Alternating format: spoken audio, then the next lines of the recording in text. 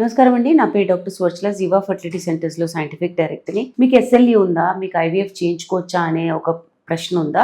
IVF చేయించుకోవచ్చు. చాలా మంది ఆడోళ్ళకి ఆటోఇమ్యూన్ కండిషన్స్ ఉంటాయి, ఎస్పెషల్లీ ల్యూపస్. వాళ్ళకి సంతానలేమి సమస్య రావచ్చు, కానీ సరిగా కేర్ తీసుకుంటే ప్రెగ్నెన్సీ పాసిబుల్ ఉంది. సో ఎస్ఎల్ఈ ఏంటంటే ఫర్టిలిటీ మీద ఇంపాక్ట్ చేస్తుంది, డైరెక్ట్లీ అయినా ఇండైరెక్ట్లీ అయినా. క్రానిక్ ఇన్ఫ్లమేషన్ ద్వారా ఆటోఇమ్యూన్ ఎఫెక్ట్స్ ఉంటాయి అనమాట ఓవరీస్ మీద, లేదా మెడికేషన్స్ ఉన్నాయి అనుకోండి, సైక్లోఫాస్ఫోమైడ్ లాంటివి ఓవేరియన్ రిజర్వ్ ని తగ్గిస్తాయి. ఎస్ఎల్ఈ ప్రెగ్నెన్సీలో కొన్ని రిస్క్ పెంచుతాయి. ఎలాంటివంటే miscarriage, pre eclampsia, blood clots, ఇవన్నీ. సో ఐవీఎఫ్ కన్సిడర్ చేయొచ్చు, కానీ న్యాచురల్ కన్సెప్షన్ పాసిబుల్ కాకపోతే. టైమింగ్ చాలా ఇంపార్టెంట్. ఈ ఎస్ఎల్ఈ అనేది అంటే ల్యూపస్ 6 months రెమిషన్ లో ఉండాలి. అలాంటప్పుడు ఇది స్టార్ట్ చేయొచ్చు. యాక్టివ్ డిజీజ్ ఉండకూడదు, ఆర్గన్ ఇన్వాల్వ్మెంట్ ఉండకూడదు, కిడ్నీ హార్ట్ ఇన్వాల్వ్ అవ్వకూడదు. మైల్డ్ డోసేజ్ ఇచ్చుకుంటూ, ఈజీ ప్రోటోకాల్, ఫ్లేరప్ లేకుండా, రుమటాలజిస్ట్ తో సలహా తీసుకుంటూ, థ్రోంబోసిస్ రిస్క్ లెస్ ఉన్నప్పుడు లో డోస్ ఆస్పిరిన్ లేదా హెపరిన్ ఇచ్చుకుంటూ చేయాలి. ఎంబ్రియో ఫ్రీజింగ్ చాలా మంచి ఆప్షన్. దీని గురించి ఇంకా వివరాల కోసం తప్పకుండా జీవా ఫర్టిలిటీ సెంటర్స్ కి విచ్చేయండి. Thank you.